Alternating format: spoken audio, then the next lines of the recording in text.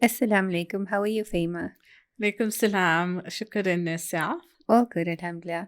It's such a privilege to sit across the room from a lady who radiates kindness. I've Thank never you. seen more kindness. Thanks so much for the kind words, and I'm just happy to be here today. So let's go through your journey. Where did it all begin before you became a doctor?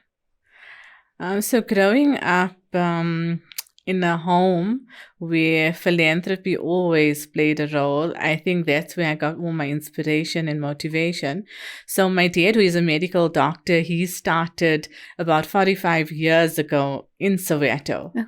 And he had been in the heart of Soweto where at that time, non-whites were not in that township. Mm-hmm.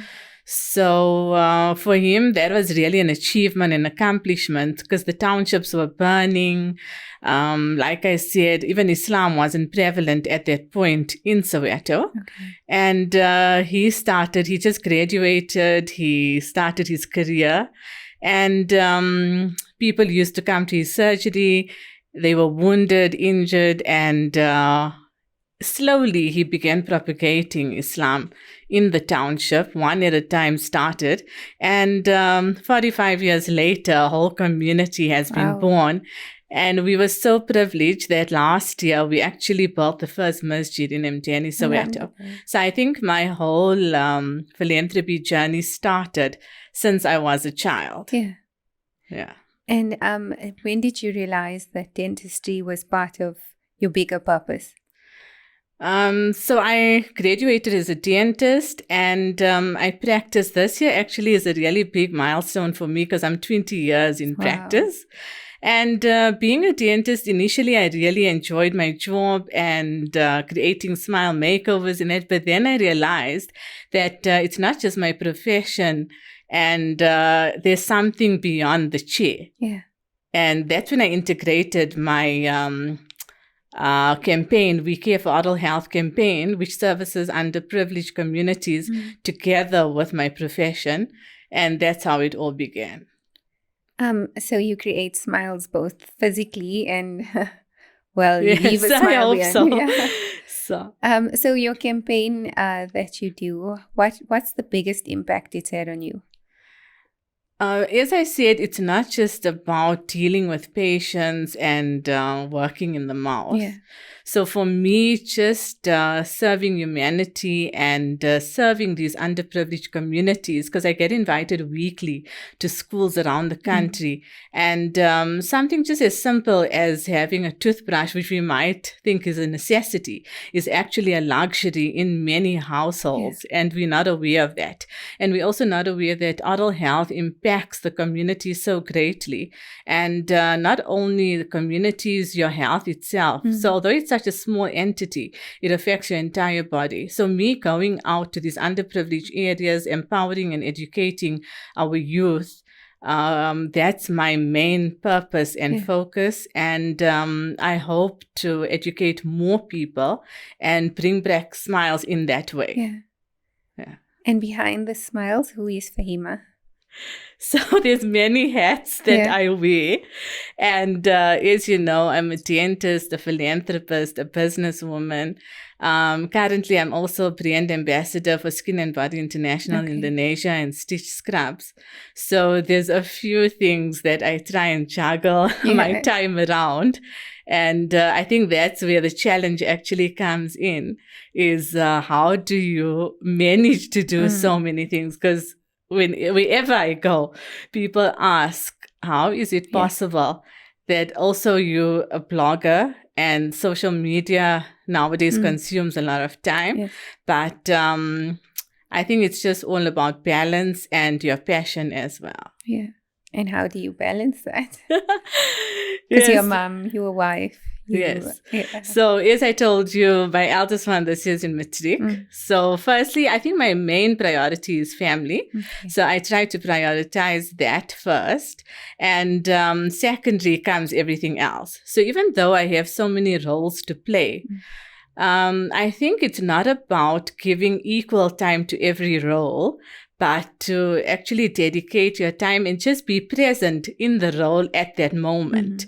And if you have a dream and your focus and your passion is there, I think anything is possible.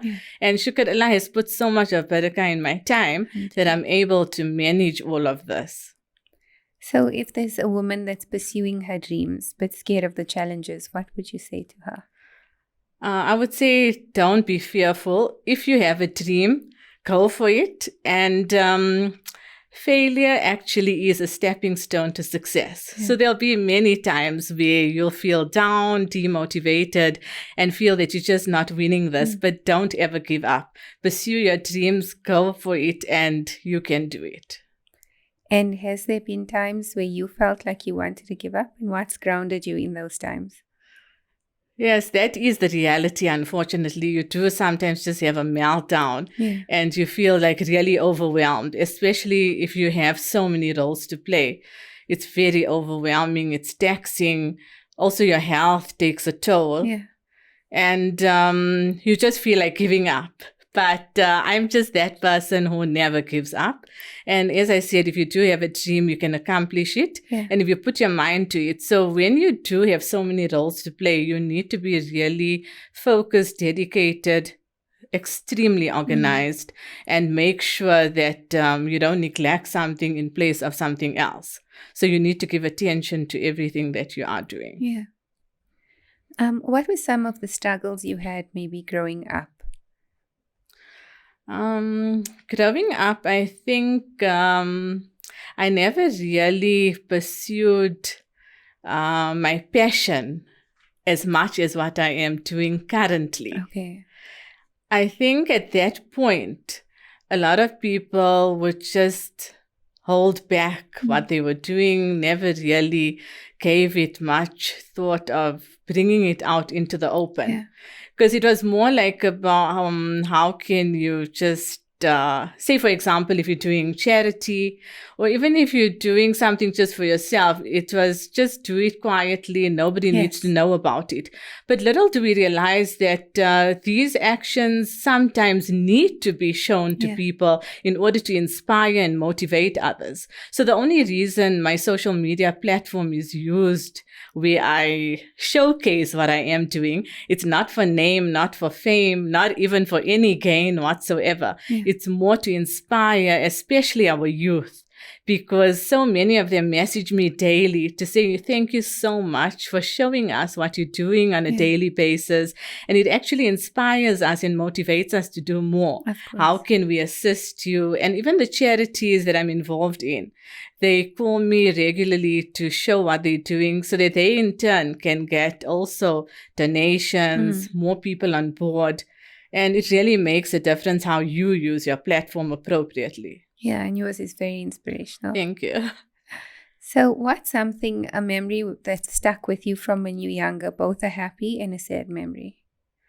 A happy one is that my dad always took us whenever he was doing all of his philanthropy work. So say like on weekends, we wouldn't just go on a normal outing. He'd take us into the townships. We would give out sweet packs and hampers. And it was fun for us. I would be with my siblings and some of my cousins and friends, tell them to join us. And we just make it like a fun day for us. So that was like happy moments that I can always remember. And going forward, that's the same that I'm trying to do with my family. And a sad moment, but also an inspiring moment for me was from who I'm actually really inspired and motivated is my mom. So she's actually the only child. When she was 6 years old, she lost her dad. And at the age of 9, she lost her mom. So at 9 years old, she was an orphan and, like I said, no siblings at all. So every time she relates her stories to us, it's really sad to listen to it. But at the same time, it really inspires me to say that she never gave up. And today I am the woman I am because I was brought up by the woman from whom she is. That's so I get a lot of beautiful. strength and courage from her. That's absolutely beautiful. Talking about mothers, as a mother, what is a legacy you would leave for your children?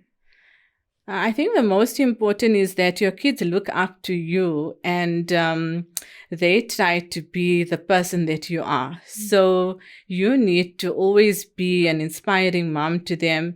You need to encourage, motivate them. I think the pressures are so much nowadays and people have unrealistic expectations. So the times have changed a lot. The roles have reversed.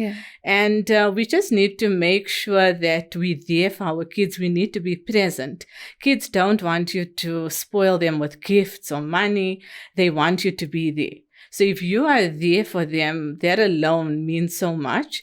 And later they will be individuals that will carry on the legacy for their kids as well. Inshallah, something you mentioned was you don't really know your own strength until you have to be strong. What is that truth for you? So I think for myself, being the eldest of 4 kids, my dad always relies on me to do a lot of the things. And I just think when you put into the deep end, you need to be strong, motivated, and hold everything in place. So whenever there's something that he needs advice, but it's more like I need advice from him. But also you don't realize that your parents also hold on to you for a certain strength. And it's always him phoning me, do this or that and whatever. So I just feel that when you put into a situation, you can accomplish it. And that's beautiful. Another motto or something that you constantly talk about is beauty is only skin deep. Can you elaborate on that? Okay, so nowadays, especially with social media, everything is so false and what you're seeing is not actually reality. People put on such a different face on social media, and when you actually meet them in person, it's something completely different. Also, the expectations on our youth is enormous because especially now with the filter trend, for example, people think you need to look a certain profile in order to be somebody special. But for me, beauty is skin deep, because if your inner beauty is not beautiful, so you need to have a beautiful heart character and you need to be compassionate. So if that shines through, your outer beauty automatically is going to be so beautiful. Because sometimes you might meet somebody that's extremely beautiful on the outside, but their character is not good at all. And today you could also be a professor, a doctor, a lawyer, but if you don't have good character, it doesn't mean anything. So for me, the most important is good character and be compassionate, kind, and humble. And did you have someone like that as a mentor or a supporter? For myself, I think I'm just myself. So I like to be authentic and real. So the person you see on social media must be the person you meet in person, and even more beautiful on the inside. So I always say that never try and emulate or be somebody else. Be yourself and be the best version of yourself. In that way, people are going to respect you. They're going to love you for that. And you'll change lives and you'll change smiles one at a time as well. I love that. So being on social media must take a toll on you, right? What was the biggest challenges that you've had with criticism or not being accepted a certain way? Yes, being on social media, you need to be an extremely strong person. And daily, I get messages, especially from young people, to say, how do you cope and deal with the pressures of social media? So I'm not going to lie. Initially, it used to get the better of me, where you would be sometimes sad, depressed, because 80% of my social media following are really extremely nice people. But you would get that odd 20% that would come out and criticize. Firstly, they don't even follow your page, but they look at every story that you post. And they wouldn't really look at the good you do, but one little mistake you might make and they will jump down. So initially, like I said, it used to affect me, but eventually I realized, you know what? I'm not even going to bother because no matter what you do, you can never please everybody. Yeah. So if I do get messages that are not good, or if somebody is really being mean to me, I just block it. I block them and I carry on with my life. So that has made me a really, really strong person. And as I said, what people portray on social media isn't real. Yeah. And I try to be as real as I can. Also, like I said, they try to conform to a social way of looking. So, for example, people think you need to be skinny or you need to be only beautiful to be on social media. But I think I've really broken that norm. Yeah. So when people do look at me, they think, okay, so you can be on social media, be a normal person, and also have such a good standing in society. And like I said, the most beautiful thing is to have a beautiful heart. If you do that, you'll capture everybody and people will love to be with you and in your company. That's true. Yeah. And you love doing community service, but specifically uplifting women. Yes. Where do you see that going? I think nowadays women have such a low self-esteem. And also, as I said, the roles have reversed a lot in society. So we need to break that stereotype to say that women are actually the pillar of strength for communities, for families. And the reason why I love empowering and uplifting women is to encourage them to do more because they are so special. They do so much for their families. They're not even really recognized, and sometimes they're not even thanked for what they do. But little do they realize that if they're not strong, their whole family system is just going to break down. And I just want to tell them that it's not just your outer smile, because even though I create smile makeovers and make them really beautiful when they walk out of my rooms, it's your inner smile that's the most important because women go through so many challenges. And by empowering and motivating them, they can actually accomplish so much. And they can follow their dreams. Because like I said earlier, nothing is impossible. And how does spirituality fit into your life, both personally and professionally? Spirituality is a big thing for me as well. I think that if you focus and if you're well grounded, that's really important in your journey, both your profession as well, your philanthropy, whatever journey you're following. And the most important is to believe in yourself, to leave everything in the hands of Allah, because your taqdeer is put out. And whatever Allah has put out for you is the best for you. So don't ever question and ask, why me? Why is this happening? Because there's always a better plan for you. And when you least expect it, Allah will open your door. So never give up and always have faith.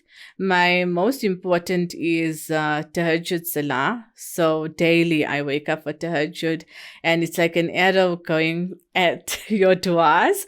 So your du'as at some point get accepted. Maybe not immediately, but one day, as I said, when you least expect it, Allah just opens your door for you. So never give up. And the only, nobody, especially during difficult times, there's nobody that really stands with you, be it family, be it friends. The only comfort and solace you get is from your Creator. So don't ever forget, when you're losing hope, when you're at your darkest moment, go onto your prayer mat, make the most dua and cry your heart out. Only Allah will help you in difficult times.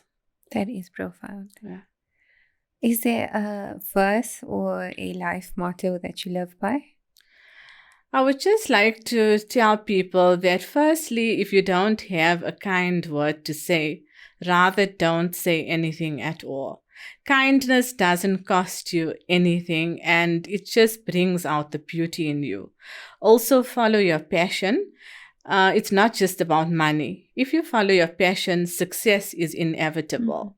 And I hope to leave a legacy for generations to come where people will remember me for my kindness and serving humanity and for the compassionate person that I am. That is absolutely beautiful. Thank you so much for sharing your story today. It's really it's beautiful. Like the Thank smiles you so leave. much. And I'm just so happy because a year later, it took me a year to get here because unfortunately my schedule is really hectic. But thank you so much for inviting me. And it was really lovely being on your show. Assalamu alaikum. Alaikum salam.